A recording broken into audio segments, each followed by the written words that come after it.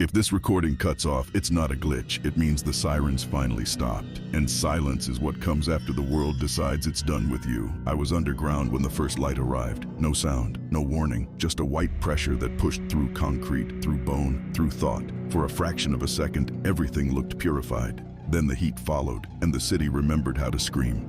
They told us nuclear war would be quick. A flash, a shockwave, an ending. They never mentioned the waiting.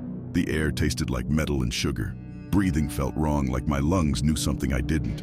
Phones kept buzzing with evacuation orders long after the streets above had folded inward. The alerts stacked on the screen, polite and calm, while the towers outside were already falling into dust. I remember the smell before anything else, not smoke, not fire, something sweet, organic, like burned hair mixed with fruit left too long in the sun. People ran toward shelters, tripping over shadows that no longer had owners. Others ran away from the bunkers, screaming that being buried alive was worse than burning. Some just stopped moving. They didn't leave bodies. They left absences, blank spaces where people used to be. Hours later, the sirens changed. Lower, slower, almost tired. That's when we understood the bombs weren't the worst part. The silence afterward pressed against my skull. No birds, no engines, no wind.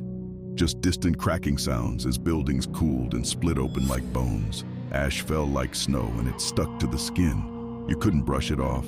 It wanted to stay. We thought the danger was over. That's where this splits. This is where part one ends. If you're still listening, don't scroll away.